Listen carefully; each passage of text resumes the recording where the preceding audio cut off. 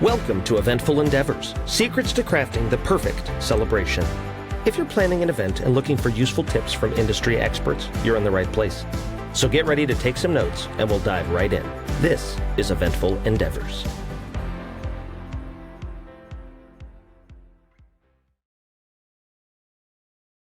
All right. Welcome, Nora. We are so excited to have you on Eventful Endeavors and on Valentine's Day, too. Happy Valentine's Day. Valentine's Day, Tina. I'm so Too happy perfect. to be here discussing all things love today. Heck yeah, I love it. All right, so we've got Nora Culley on here.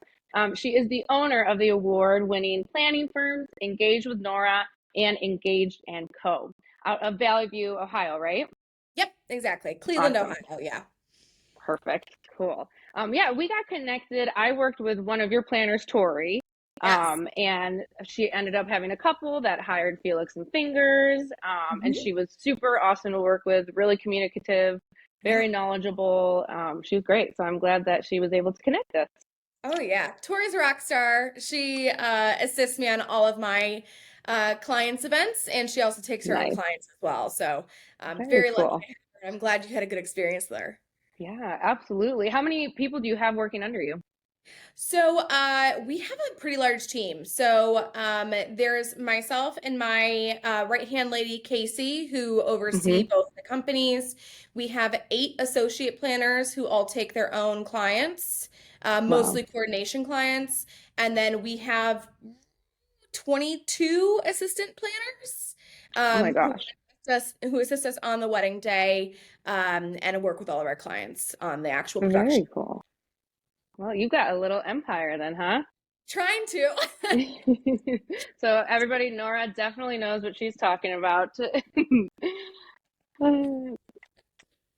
All right. So I loved reading a little bit about your background. I wanted to ask you first. You said that you were involved with music and you were a performer as well, and you actually went to college for musical theater. So obviously, being from a music vendor, I got to ask about that. So how did you get into that?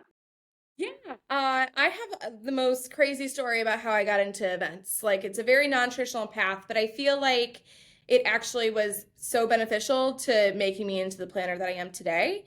I started dancing when I was 2 years old, and started competing nationally when I was 8. And I spent about 10 years as a professional performer, specializing in musical theater. Went into that for college, graduated, got an agent, moved to New York, was auditioning and working. The dream. Yeah. And while I was in New York City, I needed a job to pay my bills because performing was not making me any money. And I had a friend who was working at Kleinfeld Bridal, Yes. Home Up Say Yes the Dress, and she posted on Facebook that they were looking to add a person to their team. And I instantly messaged her and she was like, "Oh yeah, you're perfect for this." I went in the next day, was hired, and that's how I started my career in events. I spent about 3 years working for Kleinfeld. I worked in their hotel blocking division. So I was working in the store several days a week and then also assisting clients with booking their hotel blocks all over the world. Wow. Okay. So I was learning simultaneously about bridal and fashion while also working on hospitality and hotels, which now when I'm working with clients, everyone's so intimidated by hotel blocks. I'm like, I got this. This is the I easiest thing. got you. Wow. And then I was with Kleinfeld for about 3 years. And then my now husband was living in Cleveland still. So I decided to move back to be with my family and him. And I worked for a catering company here in Cleveland, ended up managing one of their venues for several years, and also as their marketing and design associate. And then COVID happened. So Mm-hmm. during COVID, everybody got furloughed. I mean, everybody in this industry knows what a tough period that was. Yeah. And I am not someone who likes to sit on my hands and wait for things to happen. So I was like, you know what? this is the sign. I gotta start my own company. I gotta do this. And it was amazing. We launched in October of 2020. My goal for 2021 was to have 12 weddings, and we had over 60. Oh my Uh, gosh. it was insane, but I fully attribute that to the amazing network I had built over the years in Cleveland. I got to soft launch things, and vendors that I was close with were sending me leads. And then also because I had worked with the majority of planners in Cleveland, all of them had had to postpone their 2020 clients to 2021, so they couldn't take on any new clients. So they all started just sending them to me. I'm extremely lucky and grateful that I had Yeah, the community that I had, because I don't think I'd be where I am now if I didn't have that. for sure. Wow, that's awesome. Well, first, I want to ask, what was your favorite role you ever played in theater? Oh, okay. Well, I would say probably Demeter in Cats. She's Okay, all in right. Gravity and has a big dance solo, and that's Yes. probably one of my favorites. Yeah. I love Cats. I could such a bad rap, but I love It Cats, the musical. does. I mean, if you take it and if you just take it for what it is, a silly play with great Right? dancing, amazing costumes, then there's nothing to hate there. If you're trying to like change Exactly. your life by watching Cats, you're going to be very disappointed. But Wow. Well, you've got quite the repertoire in the wedding industry as well.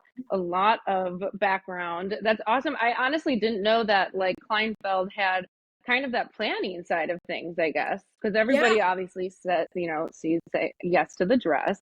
But I had no idea they were kind of did everything as well. Is that yeah, correct? it was a brand new part of the company when I started there. But it's Yeah. a completely free service, and you don't have to get your dress at Kleinfeld to use their hotel blocking service. Wow. Shout out to Laura and Michelle, who run that entire side of the company. I still use them to do hotel blocks for my clients. Wow. That's But it's awesome. amazing. I owe everything to them. They got me into this field and made me fall in love with live Yeah. events. So I'm very Well, and grateful. it's like the parts that you like don't think about that much. That's why we need Yes. people like you because Yeah. I don't even think about hotel blocks. Who Yeah, does that? absolutely. Exactly. Who does them? How many do you need? What type of block do you need? It's a very Right. complicated thing. And something that we say all the time when we're working with clients is that we have to remember that they don't know what they don't know. Yep. For me, every time I'm working with a client, I've got, 200 weddings underneath my belt, probably more at this point. And this is their first time, usually. I mean, occasionally we'll get somebody Hmm. who's been married before, Sure. but and even the people who this is a second marriage, weddings have changed so drastically, even in the past 4 years, that if you got married before the pandemic, this is a completely new experience, and there's different types Oh, of vendors wow. Yeah. and restrictions and different ways of doing things. So being able to guide people through that process, it gives me a lot of I don't even know what I'm saying, but it's very rewarding to help Sure. people and guide them through this, because I Hmm. see people when I ask like, "Hey, do you want chargers?" And they go, "Phone What? chargers?" Like, and it's That's just a good like idea too. I have to remind myself that like not everybody lives in this world and knows what they're Yeah. doing, and that's why they've hired us. Yep. And then just breaking it down, making it easier, taking things off of their plate, right? That's kind of what we Yeah. say as well over here, just with being a music vendor. Yeah. So I guess kind of going off of what you were just saying then is um, specific things about weddings. So I feel like everyone's kind of trying to stand out right now, especially with social media, posting, everything on social media. So what are the current trends that you're seeing in the industry right now? Kind of putting their personal stamp on things. Well, I specialize in pretty non-traditional weddings, so I'm always looking for something that's going to basically put our stamp on it and make it stand out from typical weddings. We always say like, if you want a pretty princess wedding, I'm not the girl for you. There are plenty of planners that I can recommend that would do an incredible job, but Yep. we're not a match. So Honesty some is the best policy. exactly. I would be doing a disservice if I tried to plan you like a Right? pink fairy tale wedding. It's not, I'm not going to be doing my best No. work. And I'm gonna constantly be like, can we add black in? Can we do this? Like, very much knowing our brand, but some trends that we're seeing a lot of, I mean, color is going to be huge in 2024 and beyond. Even, clients that I thought of, would originally wanted like a clean black and white wedding. They're like, let's add a little orange in. And I'm like, Okay. let's do it. Let's do it. Mm, So I think color is gonna be big. I'm particularly seeing a lot of orange and a lot of okay. chartreuse coming Sure. in. I'm obsessed with right now. Yes. I think we're also seeing an uptick in cocktail style receptions. So instead of doing Mm-hmm. seated dinners, we're seeing a lot of people wanting more of like a cocktail style event where it's a lot of Yeah. heavy hors d'oeuvres and entertainment still, and you still get the dancing aspect, but you don't feel like it's a traditional wedding. Right. And No we're assigned seeing seats, right? recline seats. Yeah, you Yeah. just, a lot of lounge furnitures and small vignettes, but not, huge tablescapes. And Mm-hmm. that's a really, really cool thing that we're seeing. We're also seeing a lot of people opt to do restaurant buyouts rather than booking Mm, with traditional wedding venues. sure. Um, and then after parties are really huge right now. I think that's Uh-huh. kind of coinciding with the change up of the traditional reception. Um, like the wedding that you and Tori are working on, we're actually Yeah. doing that for 2 days. Oh, So wow. yeah, Love that. A on whole weekend. a whole weekend. On Friday, we're doing like a very small, intimate ceremony for them, followed by a welcome party for their entire guest count. And then on Saturday, we're just doing a dinner with some music and entertainment. And then Yeah. we're buying out a pizza joint to do a big after party DJ, crazy I love debauchery that. after. That's the So way we're to do it. I mean, there's so much invested in this one day that why not do multiple days and have everybody can have a good time for the whole weekend, right? Absolutely. Yeah. Their Saturday isn't going to be spent posing for photos for 3 hours. Like So they're going to true. actually get to enjoy things. They want to go get coffee with some friends in the morning. And I'm like, yeah, let's do it. Like it's just a more of a relaxed process. Yeah, And I think baseline what we're seeing is people trying to break away from tradition and step outside the box of what weddings have been. I think that's totally. the underlying trend underneath all of these trends. I like that. I've even found just by, we obviously are music vendors, but we talk about the whole timeline with our couples. Yeah, of And I've course. definitely been seeing like, I don't want speeches. I don't want the Mhm. traditional, blessing. I don't want anyone to talk. But I'm loving it. I just feel like there really are no rules. And like, so why not? Do what you Oh, want. we always say like break the rules. There are no Right. rules. Like there's no Yeah. rules to break. So, Oh, that's great. We need a t-shirt that says that. exactly. Oh, great. So on topic of trends then, what trends do you wish that would go away? Oh, oh my gosh. Sparkler exits need to die. Sure. Yep. I don't know whoever came up with the idea of putting fire in drunk people's hands Oh, at the that very is silly. Yep. yeah, it's always a mess. Have to turn on my teacher voice and be like the mean planner when we do that because people are Nobody waving likes around to do that. 3 foot long sparklers because you need them long enough to get the photos.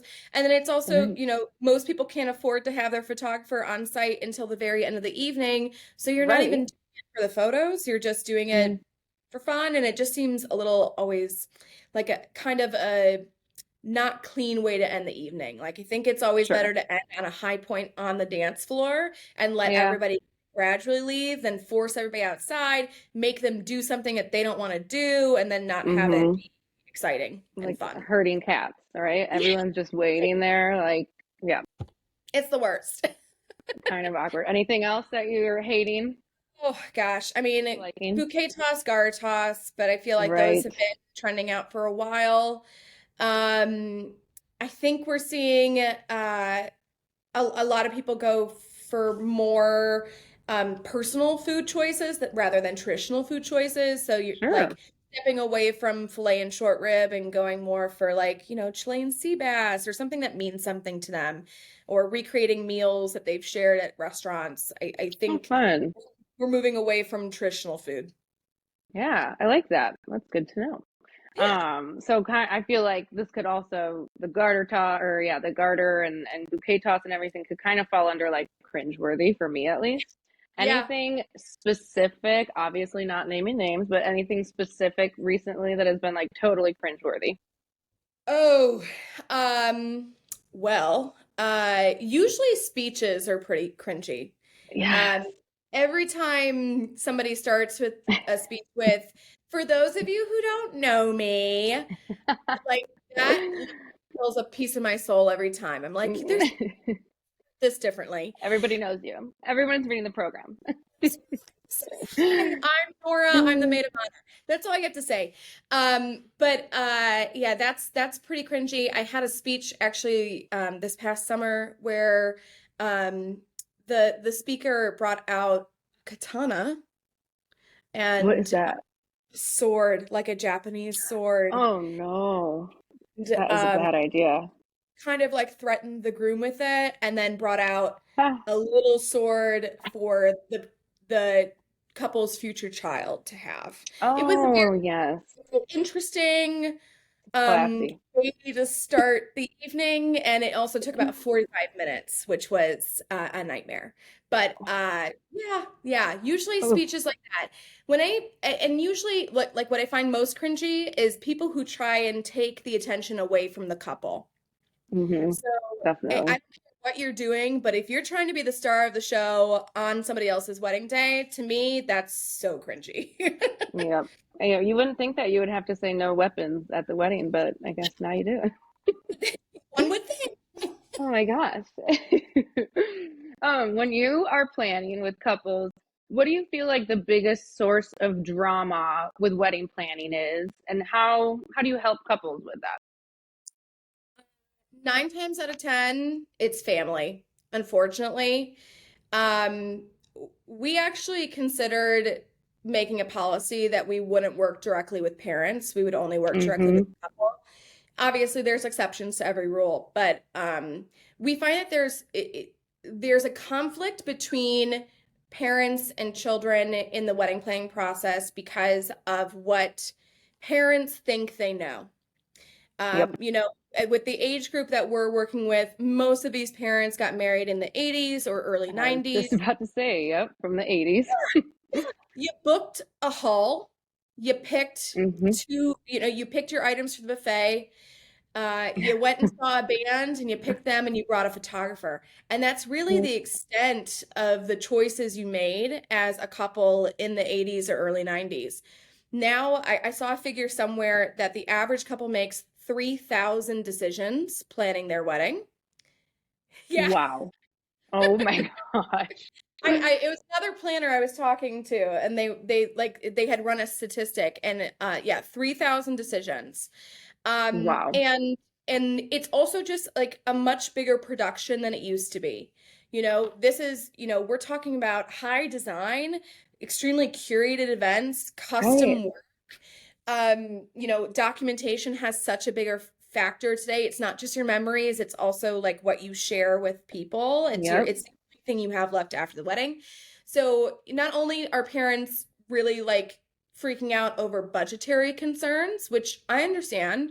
Not everybody can afford to have a six-figure wedding, and not Mm-hmm. everybody should invest in a six-figure wedding. I don't think that's the Right. right choice for everybody. Um, and then they don't understand why we're investing in certain aspects. Like I just had a conversation with a client. Um, the dad doesn't understand why we want to put a vinyl wrap on the dance floor. He's like, why would we do that? And I'm like, okay, it's a parquet dance floor that comes with your venue. We're going with a coastal Italian theme. A parquet dance floor does not fit in with that. And also, every important moment that's happening at the reception is happening on or around that dance floor. So in every photo, you're going to see it. Mm-hmm. Every moment, people are going to be staring at it all evening. So we need to put something there to tie everything together and create that aesthetic. We don't have to go crazy everywhere, but we have to, in those important moments, find something to make it stand out. And so it's just talking through things like that with parents. I think they just are completely what they thought they knew, Mm-hmm. they're completely lost. Yep. And I shouldn't say it's blanket. I have some parents that like I wish I was working with just them and not the kids. So true. You know, so it really, it's hard for me to say like, yeah, parents are the hardest part, but it really is a major source of drama. And I think also Mhm. since guest lists are now much smaller, like even for my own personal wedding, my parents were like, well, why can't we invite our cousins? And I'm like, your If cousins, you're paying for them. 40 extra people. Right? How And often yeah, do you see them? I don't even know who they are. I don't even know their names. I don't want to walk around my wedding and be like, I'm related to you and I don't even know your name. And especially post-COVID, guest counts are much smaller, so people don't have the budget or the space Hmm. to host those So true. people. So I think that's always something that comes up too. Usually guest lists Yeah. and money is where we find conflict with parents Yeah. specifically. I feel like they can add so much pressure onto the couple too, which is like just unnecessary. They already have enough pressure. I do wedding hair as well, on the Amazing. weekend.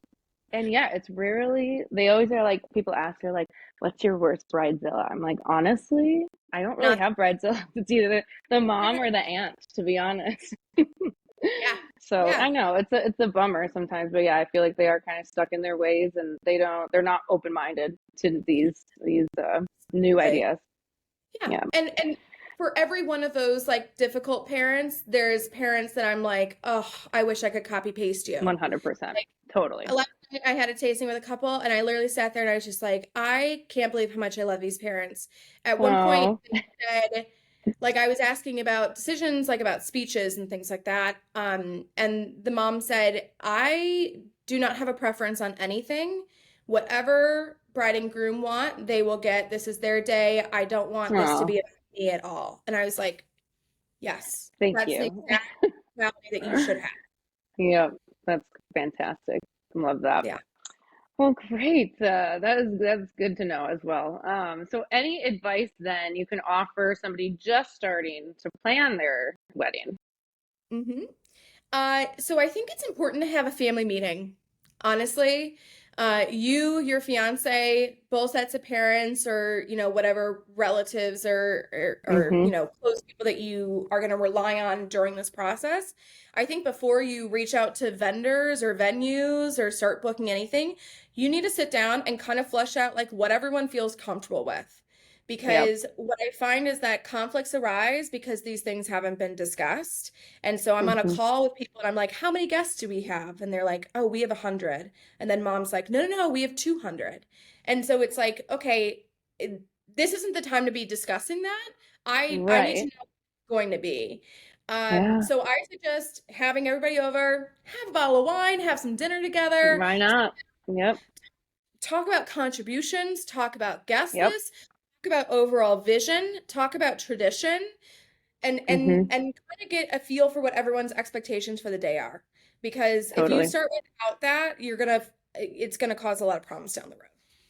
100% communication. I feel like that's where planners can come in too. And, people Absolutely. don't think about that. And budget, I feel like budget is always the biggest thing in any type of event or relationship, even like it's always going to be the thing that creates issues. So just, you know, spearhead it right away, right?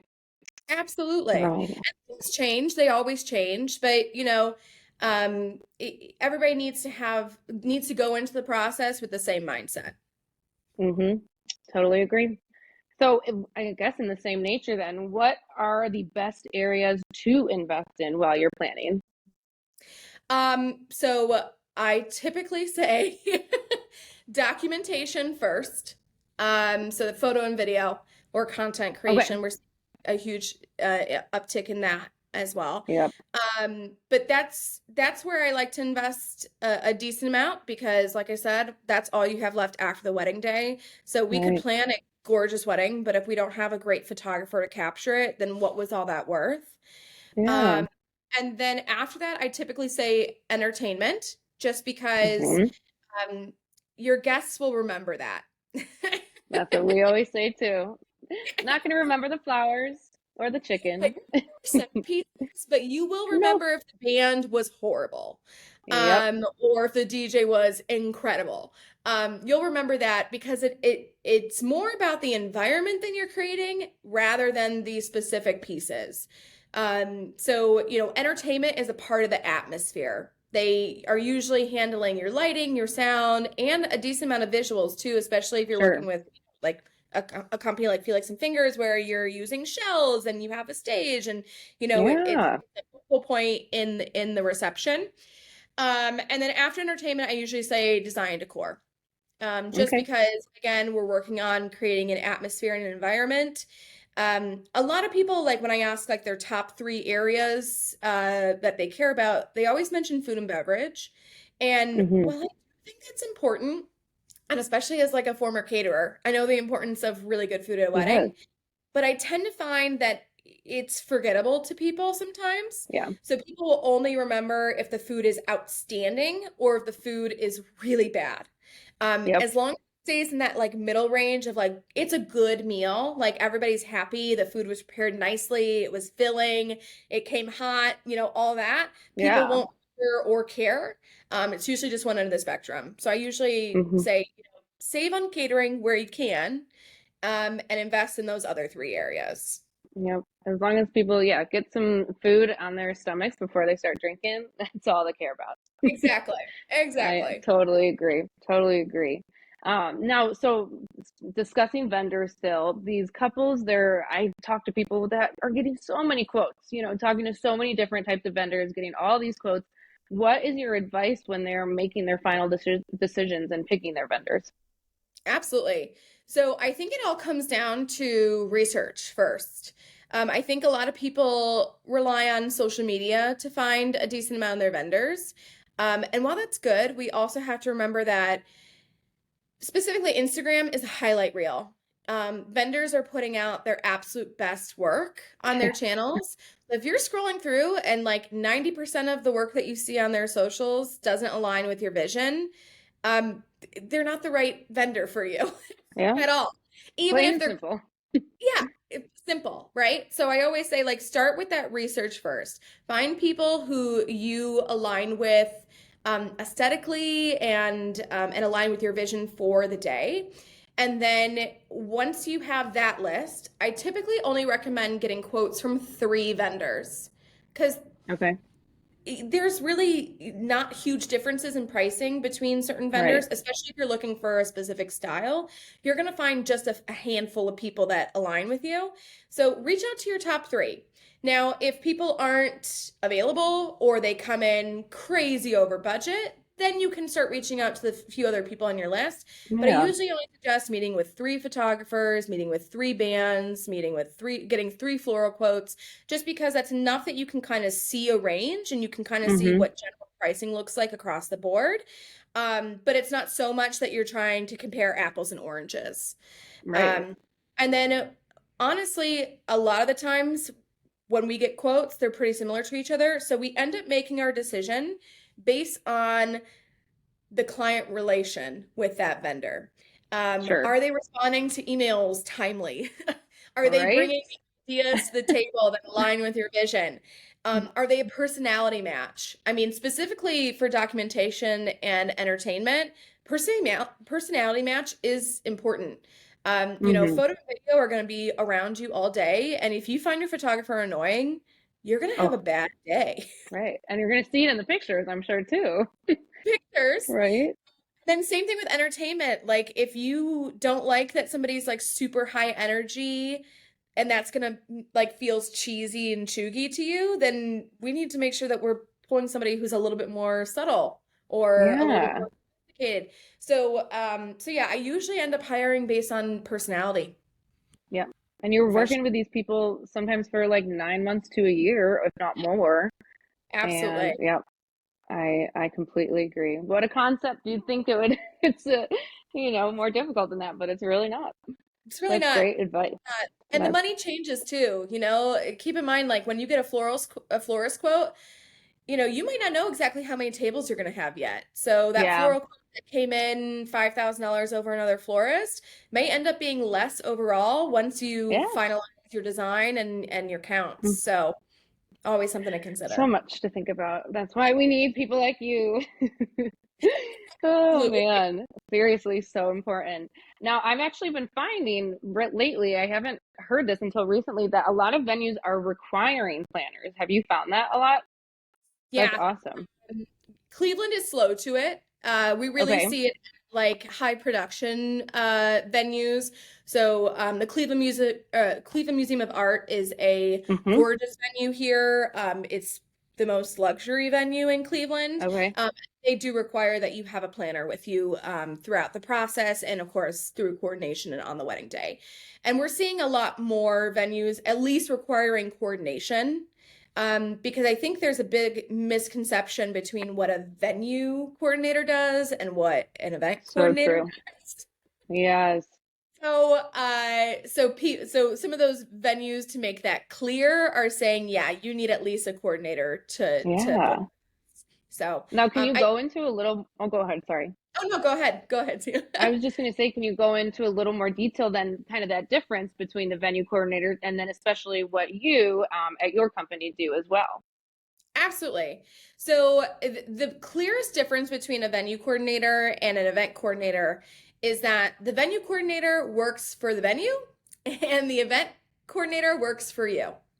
Mm-hmm. So the venue coordinator is always going to do what's in the best interest for the venue, and the event coordinator is always going to do what's in the best interest of you. Absolutely. Also, the venue is there to handle your load in and load out times, make sure that vendors know where to park, make sure that the tables and chairs are set up the way they're supposed to be if they handle that. And really, they're just there to manage the facilities. So Mm-hmm. make sure the bathroom is clean, make sure the caterer is using the Sure. kitchen properly, making sure that your guests aren't, puking on the sidewalk outside, all that Hard stuff. to avoid sometimes. Absolutely. They're there to manage the facility first and That's foremost. super necessary as well, for sure. Oh my gosh, absolutely. If Yeah. you've ever done a tented backyard wedding and there's no venue coordinator, whew, Right. it's tough. It's tough And because then if that it falls on you. falls on me, yeah, if a glass breaks on the dance floor, I'm the one on my hands and knees picking up all the little shards of glass and making Oh, sure no one gets hurt. So yep. a venue coordinator is extremely important, but they are not your event coordinator. Mm-hmm. Your event coordinator is there to manage the logistics of the wedding day. So with our company Engaged & Co., that's all coordination services. We start those 4 months out from the wedding. Okay. And that is when we start working on your detailing and timeline. Timeline is really the main planning job of an event coordinator. We're insane with our timelines. They're typically between 20 and 30 pages long. They're like a whole, yeah, Wow. they're a booklet. They're a booklet. They include every piece of information that any Wow. vendor working on your wedding would ever need to know. I'm a big proponent of teamwork when it comes to the wedding day. So I'm not going to send individual timelines to the photographer and the caterer and the entertainment, because what if entertainment needs to know Sure. that photographer's coming in 30 minutes early to do a first glance Mm-hmm. with the couple and the lights aren't on, Yep. we're not set up. Or we haven't even chosen the gobo color for that day. Right. So everybody needs to know every aspect of the wedding. So timeline creation is the bloodline of an event coordinator. Vendor management the week of is extremely important so that you don't have to focus on, your Mm-hmm. DJ calling you, or, your band calling you and saying, hey, we Yep. haven't chosen a cake cutting song yet. We need that. Mm. Instead of having a bunch of vendors, because you'll have between 12 and 20 vendors on your wedding. You don't want all of them coming at you that wedding week. You want someone to feel Mm-mm. for you, answer what they can, and only come to you for the stuff that they really don't have answers for. And then, of course, on the wedding day, coordinator is there handling everything, making sure that all of your personal decor is set up the way it's supposed to, making sure that the right number of chairs at each table, and the right linen is on each table, and the right napkin fold is at each table. We also include bridal attending in our coordination services. So you have someone with the bride or with the couple for the entirety of the day, making sure that they go to the bathroom, eat, drink water. Right. They'll get you into your dress. Oh They my make sure gosh. makeup is running on time. They work with your photographer to check off all your must-have photos. They're working with your transportation company, so if we switch photo locations last minute, the transportation company is going to take you to the original location. Yeah. So they're really there to kind of guide you through the wedding day and make sure that everything that you've planned comes to fruition. So it's a very different role than a venue Yeah. coordinator. I can't even, there's so many things that go into it. I can't even imagine having brides do that on their own. So, Yeah. Yeah. It's what insane. is, yeah, what is the biggest difference then between, or is there a difference between Engaged with Nora and Engaged and Co? Yeah. So, Engaged Nora is our first baby. So that's the company I started in 2020. And those clients all work with me directly. So those are Okay. for full service planning clients with a design focus and typically more of a luxury budget. So Okay. we are handling all vendor communication and selection. We do your full design, we manage your budget, your guest list, help you with invitations, do your floor plan and timeline and all that. So it's really, really full service on that side. And then Engage & Co. Actually launched last year. Last year, yeah. So this was our Awesome. 2023 was our first full season with Oh, Engage & Co. congrats. Thanks. And I started that company because originally we were housing coordination under Engage Nora, but I don't work with coordination clients. So it was a little confusing. Sure. People, they'd be like, oh, we hired Engage Nora, but Casey's our planner or Tori's our planner. So it was just Sure. a little confusing. So Engage & Co is our associate planning team. They specialize in coordination services. And then we also do add on, we have the option to add on a design service, but you wouldn't be working with me, you'd be working with our associates. So is Awesome. that Okay, clear? that is great to know. Yep, for future clients for sure. Absolutely. Um, Now tell us something that makes each company unique, stand Oh, out yeah. from the rest. So Engage Nora, we have a very distinct style. If you look at our Instagram and our portfolio, it's pretty clear. I always say I like to design for rock stars. If you Nice. want something edgy and cool and non-traditional and different, then Engage Nora is for you. We always classify those weddings as chic and unique.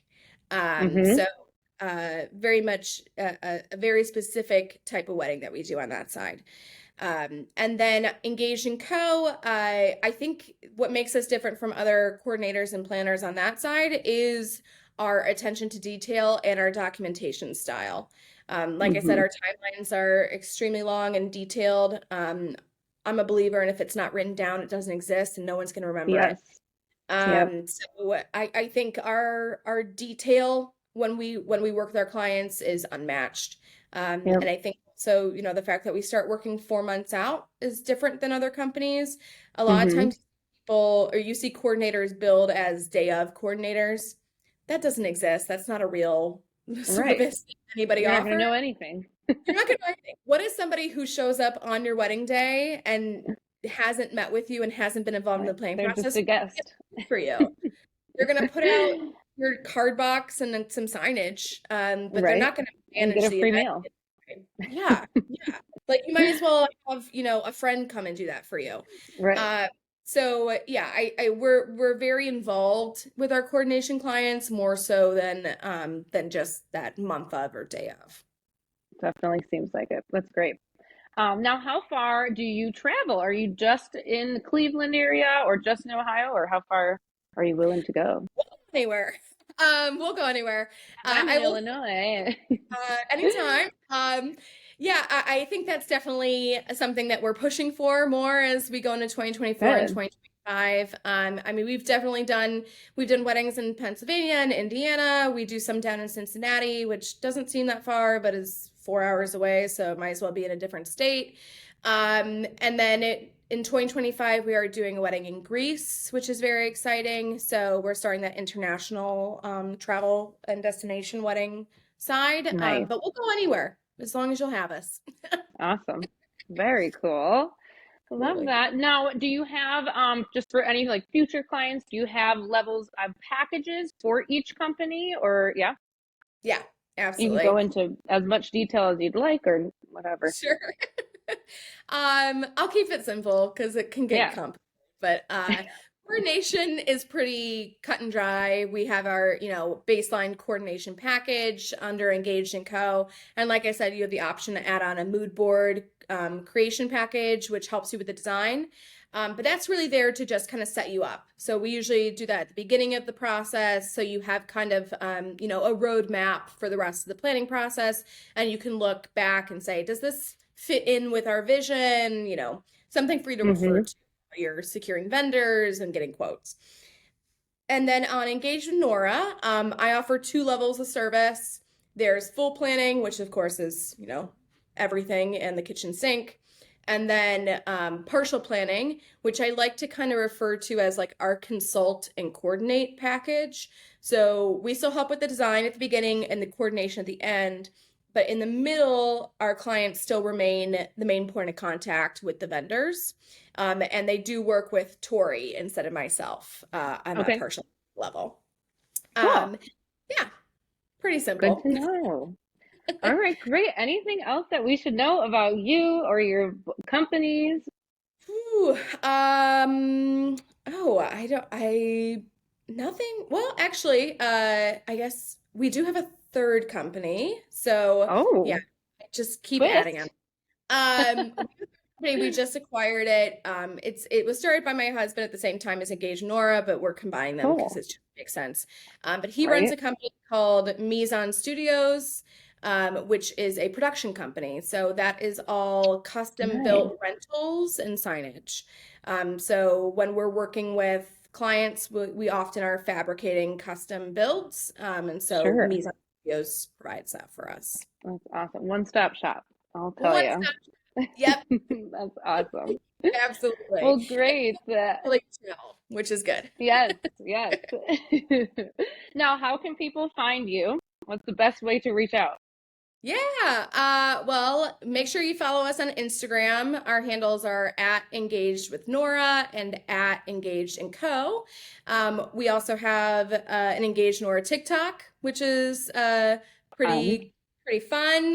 We put a lot of fun, trendy stuff on there. Lots of trend forecasts, that kind of stuff.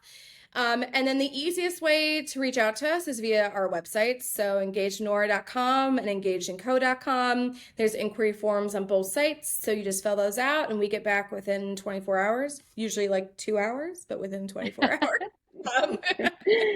And that's the best way to reach out. That's awesome. Thank you so much. Such great advice for any current couples, future couples, anybody planning. So thank you so much for hopping on. Thank you for having me, Tina. This was a blast. Anytime I get an excuse to talk about weddings, I'll always do it. Good. I can tell that you're passionate. It's fun. It's such a fun business, right? Absolutely. Yeah. Endless fun. All right. Thank you so much. Thank you. Thanks for listening to another episode of Eventful Endeavors, Secrets to Crafting the Perfect Celebration. We hope to have left you with some actionable ideas for your own event. If you like the show, please subscribe and definitely leave us a review. We read every comment. So until next time, happy planning and see you soon on Eventful Endeavors.